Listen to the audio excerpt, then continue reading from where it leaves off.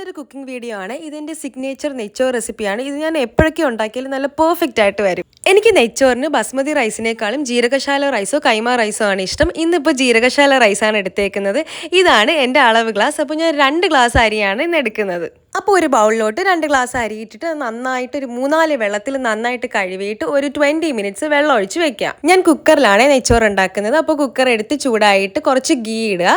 ഗീ ഇട്ടിട്ട് സ്ലൈസ് ചെയ്ത് ഒണിയൻ ഇടും. ഞാനൊരു ഹാഫ് ഒണിയനാണ് എടുത്തത്. എന്നിട്ട് ഈ ഒണിയൻ ഒന്ന് ബ്രൗൺ കളർ ആകുമ്പോൾ ഏലക്ക, ഗ്രാമ്പൂ, പട്ട, ബേ ലീഫ്. പട്ട ഇട്ട വീഡിയോ കട്ടായിപ്പോയി. ഇത് ഇത്രയും കൂടി ഇട്ടിട്ട് നമ്മൾ അളവ് ഗ്ലാസിൻ്റെ 1 ഗ്ലാസ് അരിക്ക് 1.5 ഗ്ലാസ് വെള്ളം എടുക്കാം. ആ വെള്ളം കുക്കറിലോട്ട് ഒഴിച്ചു കൊടുത്തിട്ട് ആവശ്യത്തിന് ഉപ്പിട്ടിട്ട് എനിക്കൊരു ലൈറ്റ് യെല്ലോ കളർ നെയ്ച്ചോറാണ് ഇഷ്ടം. അപ്പോൾ കുറച്ച് മഞ്ഞപ്പൊടിയും കൂടി ഇട്ടു. അപ്പോൾ ഈ വെള്ളം തിളയ്ക്കുന്ന സമയത്ത് നമുക്ക് അരി സ്ട്രെയിൻ ചെയ്യാം.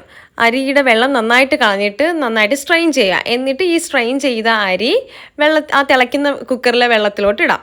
ഇനിയുള്ള സ്റ്റെപ്പാണ് ഇമ്പോർട്ടൻ്റ്. അപ്പോൾ കുക്കറിൻ്റെ അടപ്പ് വെയിറ്റ് ഇടാതെ അടച്ചു വെക്കുക. എന്നിട്ട് കുക്കറിൽ ബബിൾസ് വരുമ്പോൾ വെയിറ്റ് ഇട്ട് കൊടുത്തിട്ട് മീഡിയം ഫ്ലെയിമിൽ വെച്ച് ഒരു 40 സെക്കൻഡ്സ് കഴിഞ്ഞിട്ട് ഫ്ലെയിം ഓഫ് ചെയ്യണം. ഒരു അരമണിക്കൂറൊക്കെ ആകുമ്പോൾ പ്രഷറൊക്കെ പോയി നമ്മൾ കുക്കർ ഓപ്പൺ ചെയ്ത് നോക്കുമ്പോൾ ചോറ് നല്ല സെറ്റായിട്ടിരിക്കും. ഇനി ഒരു പാനിൽ കുറച്ച് ഗീ ഒഴിച്ചിട്ട് കാഷ്യൂവും കിസ്മിസും ആക്കിയിട്ട് അത് ഈ ചോറിൻ്റെ മേളിലോട്ട് ഒഴിച്ചു കൊടുക്കാം.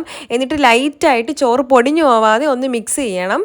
എന്നിട്ട് നിങ്ങൾക്ക് മല്ലിയില ഇഷ്ടമാണെങ്കിൽ കുറച്ച് മല്ലിയിലയും കൂടെ കട്ട് ചെയ്ത് ഇട്ട് കൊടുക്കാം.